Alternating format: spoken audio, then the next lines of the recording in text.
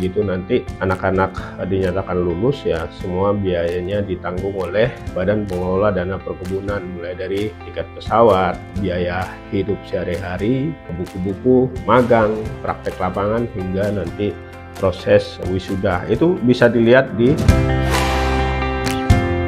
Hai teman-teman petani sawit, pelaku sawit dimanapun berada. Mudah-mudahan semuanya baik-baik saja di tengah gejolak yang saat ini sedang terjadi di industri sawit, mulai dari persoalan agronomi hingga persoalan industri yang saat ini sedang berhadapan dengan banyak masalah.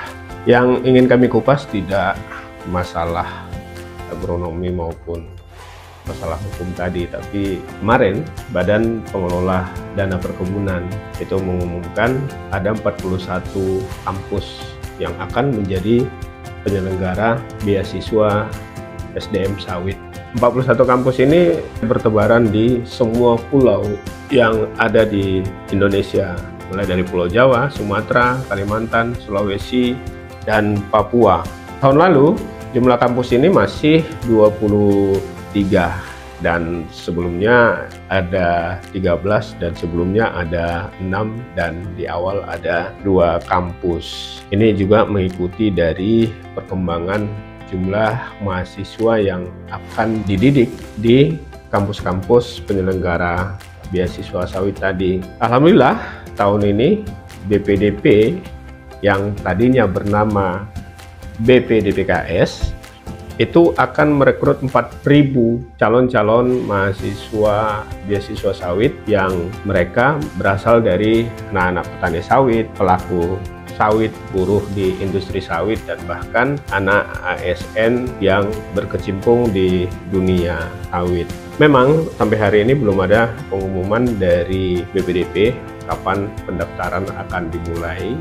Meski demikian, kami menyarankan kepada semua anak-anak petani sawit khususnya dimanapun berada, sembari men-scroll medsos yang ada di handphone masing-masing, mungkin akan lebih intens juga menengok website beasiswa-sdm-sawit.id yang di sana nanti akan dimunculkan pengumuman-pengumuman terkait apa-apa saja yang harus disiapkan oleh anak-anak pelaku sawit untuk kemudian bisa bersaing memperebutkan beasiswa itu. Seperti tahun lalu, jurusan-jurusan yang akan diselenggarakan di kampus-kampus beasiswa sawit ini ya cukup banyak, ya mulai dari D1, D2, D3, D4, dan bahkan S1.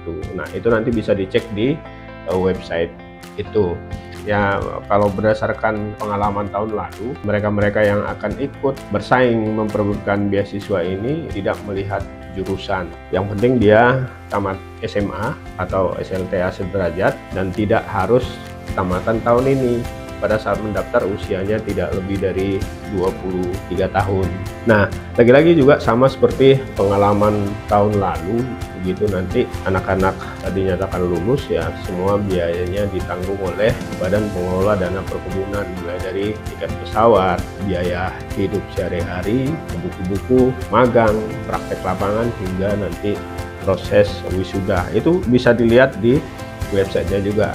Yang paling penting dari beasiswa ini adalah bagaimana kemudian anak-anak beasiswa sawit nantinya bisa mengaplikasikan ilmunya untuk mendorong bagaimana perkebunan kelapa sawit rakyat itu bisa lebih berkembang dan bisa lebih bersaing dengan perkebunan kelapa sawit milik perusahaan-perusahaan.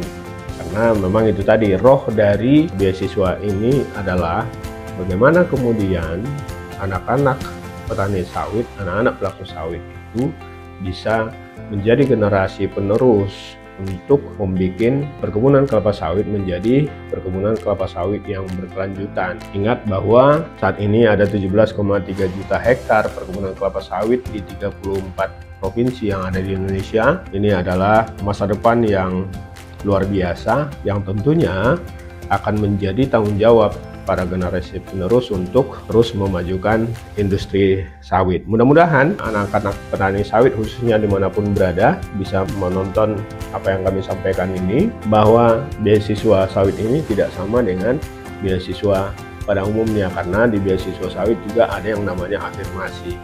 Afirmasi itu adalah kekhususan.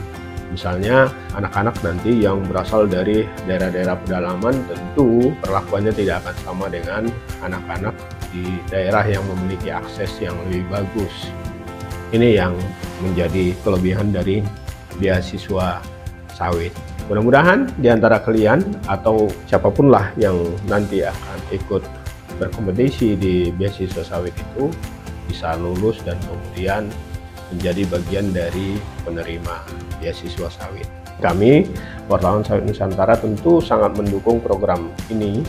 Mudah-mudahan program ini tidak hanya sekedar menambah volume maupun menambah jumlah dari penerima beasiswa sawit, tapi juga bagaimana kemudian beasiswa ini bisa menghasilkan sumber daya manusia yang berkualitas dan sumber daya manusia yang ingat akan asal-usulnya.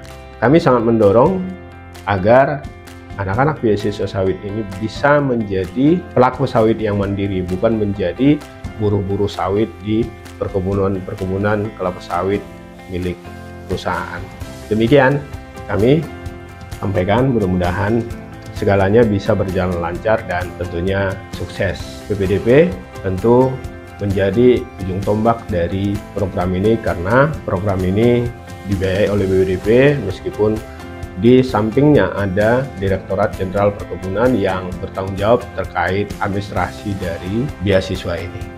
Thank you.